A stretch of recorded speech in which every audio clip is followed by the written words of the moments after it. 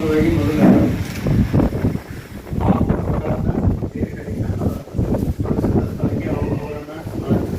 ಅವರು ಮತ್ತು ಅವರೆಲ್ಲ ಜನ ಜಾನುವಾರುಗಳನ್ನ ಮೊದಲನೇದಾಗಿ ಅವ್ರನ್ನ ಇದು ಮಾಡ್ತಾರೆ. ನಾವು ಲಾಸ್ಟ್ ಟೈಮ್ ಮಾಡಿದಾಗ ಇಲ್ಲೆಲ್ಲ ಸಾಲಿ ಸ್ಕೂಲಲ್ಲೆಲ್ಲ ಮಾಡಿದ್ದೆ. ಈಗ ನೀವು ಏನು ಮಾಡ್ತೀವಿ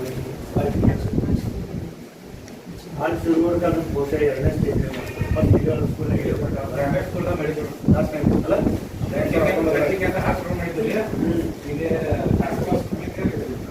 ಫಸ್ಟ್ 2019 ಹಿಂಗೆ ಮಾಡಿದ್ರು. ಈಗ ಏನಂತಾರೆ ಹಾಲು ಶುರು ಮಾಡಿದ್ರೆ ಲಾಸ್ಟ್ಗೆ ಆಮೇಲೆ ಕೊಡ್ಸಿರ್ಬೇಕು. ಈಗ ಪ್ರವಾಹ ಹೆಚ್ಚದ ಆ ರೀತಿ ಮಾಡ್ಕೊಂಡು ಜಾನುವಾರುಗಳನ್ನ ಅದೆಲ್ಲ ಮಾಡಬೇಕು. ಸ್ಥಳಾಂತರಿಸೋದು ಅದನ್ನೆಲ್ಲ ನಾವು ಮಾಡ್ತೀವಿ. ಅದೆಲ್ಲ ನಿಮ್ಗೆ ವಸತಿ ವ್ಯವಸ್ಥೆ, ಆಹಾರ ವ್ಯವಸ್ಥೆ, ಆರೋಗ್ಯ ಆ ವ್ಯವಸ್ಥೆಯನ್ನು ಎಲ್ಲ ನಾವು ಅದನ್ನೆಲ್ಲ ಮುಂಜಾಗ್ರತಾ ಕ್ರಮವಾಗಿ ನಾವು ತಿಳ್ಕೊಳ್ತೀವಿ. ಅದೆಲ್ಲ ಮಾಡ್ತೀವಿ. ಇನ್ನು ಎರಡನೇದು ಇಲ್ಲಿ ಪ್ರವಾಹ ಉಂಟಾದಾಗ ಯಾವ ರೋಗಗಳ ಹರಡಬಾರದು ಸೊಳ್ಳೆಗಳೆಲ್ಲ ಇರೋದ್ರಿಂದ ಹೆಚ್ಚಾಗಿ ಯಾಕಂದರೆ ಎಲ್ಲ ಹಸಿ ಆತಪಾತ ಅಂತಂದ್ರೆ ಸೊಳ್ಳೆಗಳು ಹೆಚ್ಚಾಗಿ AC ಪೌಡ್ರು ಅವು ಎಲ್ಲ ಹೊಡಿಯೋದು ಅದೆಲ್ಲ ಇದನ್ನ ಮಾಡೋದು. ಜಾನುವಾರುಗಳನ್ನು ಸ್ವಲ್ಪ ಬೇರೆ ಸ್ಥಳಾಂತರಿಸಬೇಕು. ನೀರಿನ ಪ್ರಮಾಣ ಹೆಚ್ಚಾದಾಗ ಏನು ಮಾಡಬೇಕಪ್ಪ ಅಂತಂದ್ರೆ ಊರಾಗ ಡಂಗರ ಸಾರಿ ಎಲ್ಲ ಅವ್ರಿಗೆಲ್ಲ ತಿಳಿಸ್ಬೇಕು. ಅವರಿಗೆಲ್ಲ ಅವರು ಊರಾಗೆಲ್ಲ ತಿಳಿಸಿ ಅವರಿಗೆಲ್ಲ ಜಾಗೃತಿ ಉಂಟು ಮಾಡಿ ಅವ್ರನ್ನೆಲ್ಲ ಬೇರೆ ಕಡೆ ಸ್ಥಳಾಂತರಿಸುವ ವ್ಯವಸ್ಥೆ ಆಗಬೇಕು. ಮುಂದೆ ಕಾಳಜಿ ಕೇಂದ್ರ ಅಂತಂದ್ರೆ ನಿಮಗೆ ವಸತಿ ಕೇಂದ್ರಗಳನ್ನು, ನಿಮ್ಮ ತಾತ್ಕಾಲಿಕ ಶಾಲೆಗಳನ್ನು ತಾತ್ಕಾಲಿಕವಾಗಿ ಇರಲಿಕ್ಕೆ ಸ್ಕೂಲ್ಗಳಲ್ಲಿ ಎಲ್ಲ ವ್ಯವಸ್ಥೆ ಮಾಡಿರ್ತಾರೆ. ಇಲ್ಲಿ ಲಾಸ್ಟ್ ಟೈಮ್ ಅಂದ್ರೆ ಇಲ್ಲೆಲ್ಲ ಮಾಡಿದ್ರು, ನಾನು ಬಂದಿದ್ದೆ. ಮತ್ತು ಜಾನುವಾರುಗಳನ್ನು ಅಲ್ಲೇ ವಿಶೇಷ ಮಾಡ್ಕೊತಾ ಇರ್ತಾರೆ. ಅಲ್ಲೇ ನಮ್ಮ ಜಾನುವಾರುಗಳನ್ನು ಕರ್ಕೊಂಡಿರ್ತಾರೆ. ಕೆಲವು ಜನ ಇದಕ್ಕೆ ಸುರಕ್ಷಿತ ಸ್ಥಳಕ್ಕೆ ಅವರಿಗೆ ಸಂಬಂಧಿಕರಿಗೆ ರಿಲೇಟಿವ್ಸ್ ಎಲ್ಲೆಲ್ಲ ಹೋಗಿರ್ತಾರೆ. ಅವರು ಸ್ವಲ್ಪ ಸ್ಥಳಾಂತರಿಸಬೇಕು. ಹೆಚ್ಚಿನ ಪ್ರಮಾಣದಲ್ಲಿ ಮಾಡಿ ನಾವು ಮತ್ತು ಅಂದರೆ ನೀರಿನ ವ್ಯವಸ್ಥೆ ಅದು ಇದು ಎಲ್ಲ ನಮಗೆ ನಾನು ಉತ್ಪಾದನೆ ಇಲಾಖೆ ಅದರ ಬಗ್ಗೆ ನಾವೆಲ್ಲ ಇಲ್ಲಿ ಒಬ್ಬ ನೌಕರರನ್ನೆಲ್ಲ ನೇಮಿಸಿ ಅವುಗಳಿಗೆಲ್ಲ ಇಂಜೆಕ್ಷನ್ಸು ನೀರಿನ ಪೂರೈಕೆ ಎಲ್ಲ ನಾವು ಮಾಡ್ತೀವಿ.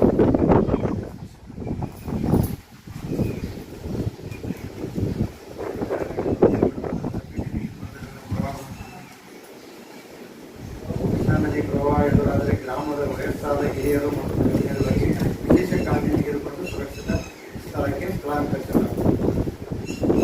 ಹಾಗೆ ಎಲ್ಲ ವ್ಯವಸ್ಥೆನ ಮಾಡ್ತಾರೆ. ಕಾಳಜಿ ಕೇಂದ್ರದಲ್ಲಿ ಮಾಡ್ತಾರೆ. ಲಾಸ್ಟಲ್ಲಿ ಸರ್ಕಾರಿ ಮಾಡಿದ್ದೀವಿ, ಆಮೇಲೆ ಕುರ್ಚಿಯಲ್ಲಿ 5 ಮಾಡಿದ್ದಾರೆ.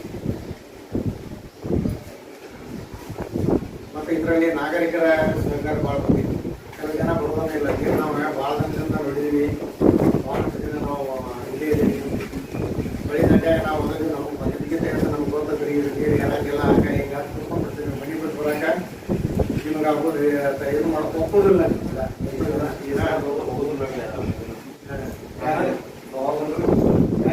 ಯಾಕಂದ್ರೆ ಸಿಟಿ ನೀವು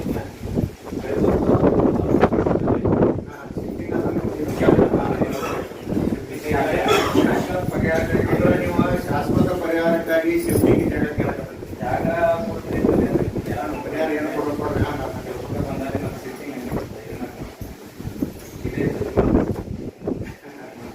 ಗೌರ್ಮೆಂಟ್ ಅಂತಲ್ಲ, ಅದು ನಮ್ಮ ಕರ್ತವ್ಯ. ನೀವು ಮಾಡಕ್ಕಂತ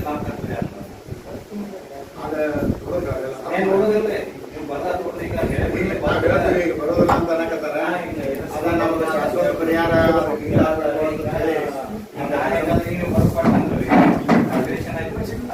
ಚರ್ಚೆ ಆಗುತ್ತೆ.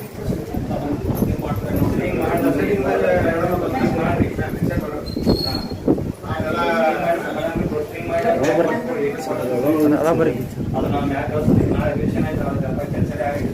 ಈಗ ನಿಮ್ಗೆ 2 ಕಡೆ ಬಂದಾಗಿ ಬಂದ್ರೆ ಅವಶ್ಯ ಪರಿಹಾರ ಕೇಳ್ತಾರೆ. ಸಂಬಂಧ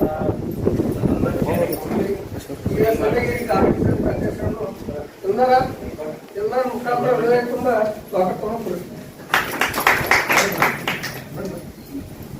ಬರ್ರಿ. ಹೇಳಿ ಸರ್ ನೀವು ಹೇಳಿ.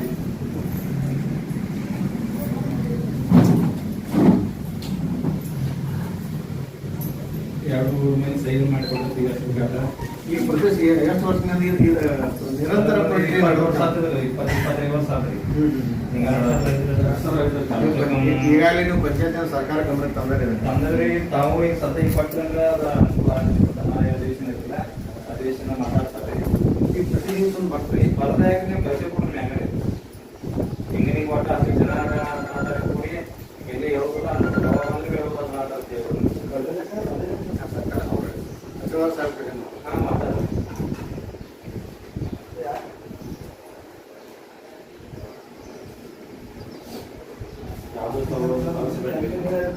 ಆ ರೀತಿ ಅನಾಕ್ ಬರಂಗಿಲ್ಲ ಈಗ ಅಲ್ಲಿ ಹೋಗಿ ಕೂತಾರೆ ಅದು ಪರಿಸ್ಥಿತಿ ಅದಾಗೋದು ಸರ್. ಆಫೀಸ್ ಏನಿಲ್ಲ ಆಗೋದ್ರಿ ಕನ್ನಡದಾಗ ಯಾವ್ದು ಮುಟ್ಟಂಗಿಲ್ಲ. ಆಫೀಸಿನ ಲಾಭ ಆಗೋದು ಅಲ್ಲಿ ಬಂದ್ರೆ ಆಫೀಸಿನ ಲಾಭ ಆಗೋದು, ಇಲ್ಲಿದ್ರೆ ಆಫೀಸಿನ ಲಾಭ ಜನಕ್ಕೆ ಏನು ಮುಟ್ಟಂಗಿಲ್ಲ. ಒಂದು ಸೆಕ್ಟರ್ ಕೊಡ್ತಾರೆ ಅದ್ರ ಮೇಲೆ ಜೊತೆ ನಡೆಸ್ಬೇಕ್ರೆ ಅದಕ್ಕೆ ಎಷ್ಟು ಖರ್ಚು ಆಗ್ತಾರ ನಿಮ್ಗೆ ಕೊಡ್ತೈತೆ. ಆಹಾರ ಕೊಡ್ತಾರೆ, ಇದು ಮಾಡ್ತಾರೆ, ಎಷ್ಟು ಖರ್ಚು ಆಗ್ತದೆ ಅದು ಕೊಡ್ತಾರೆ. ಯಾಕೆ ಬೇಕಾಗೈತ್ರಿ ಒಂದು ತಿಂಗಳು ಖರ್ಚು ಆಗ್ತದಲ್ಲ ಅದ ನಮಗೆ ನಾವು ಈಗ ನಮ್ಮ ಕೆಲಸ ನೋಡಿ ನಾವು ವೈಯಕ್ತಿಕವಾಗಿ ಪಂಚಾಯತಿಯಲ್ಲಿ ಎಲ್ಲ ಮಾಡ್ಕೊತೀವಿ. ನಮಗೆ ಶಾಶ್ವತ ಪರಿಹಾರ ಕೊಡ್ತೀವಿ. ಶಾಶ್ವತ ಪರಿಹಾರ ಏನ್ ಮಾಡ್ತೀವಿ ಈಗ ನಾವು ಪ್ರೊಸೀಜರ್ ಹಾಕಿ ಕಳಿಸ್ತೀವಿ. ಜನ ಶಾಶ್ವತ ಪರಿಹಾರವನ್ನು ಕೇಳ್ತಾರೆ. ಮತ್ತೆ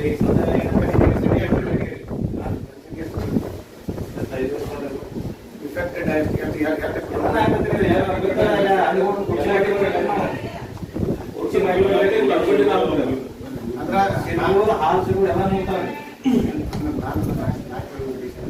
ಪೂರ್ಣ ಪ್ರಮಾಣದಾಗ ಬಂದ್ರೆ ಈಗ 2005 ಮಾನ್ಯ 19 ಭಾಳ ಬಂದಿದೆ.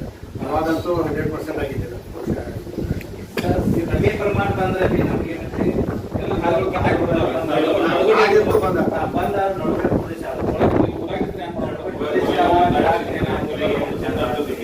2005 ಬಂದಿತ್ತಲ್ರಿ, 2005 ಆದಾಗ ಇದು ರೋಡ್ ಕಟ್ಟಾಗಿತ್ತಂದ್ರೆ ನಾರ್ಮಲ್ ಆಗಿ ಬಂದ್ರೆ ನಾರ್ಮಲ್ ಬಂದ್ರೆ ಇದೆ ಅಲ್ಲ 21 ಆಗಲಿ 23 ಆಗಲಿ 19 ಆಗಲಿ 19 ಭಾಳ ಬಂದಿದ್ದ, ಹೈಯೆಸ್ಟ್ ಬಂದಿದ್ದ. ಅವಾಗಂತೂ ಬಹಳಷ್ಟು ಎಲ್ಲ ಭಾಳ ಬಂದ. 19 ಬಂದಿದ್ದಂತೂ ಭಾಳ ಇಲ್ಲೇ ನೋಡೋಣ್ರಿ ನಾವು ಸರ್ಕಾರದಲ್ಲಿ ಫಸ್ಟ್ ಮೀಟಿಂಗ್ ನಾವು ಮಾಡ್ತೇವೆ. ನಮ್ಮ ಅಂತ ಯಾವ ಪಂಚಾಯತ್ ಕೇಂದ್ರ ಬೇಡ, ಯಾವ ಬೇಡ, ಯಾವ ದೇವಸ್ಥಾನ ಬೇಡ. ಅವ್ರ ಈ ನಾಳೆ ಅಧಿವೇಶನ ಪ್ಲಾನ್ ಆಗಿ ಈ ತಹಸೀಲ್ದಾರ್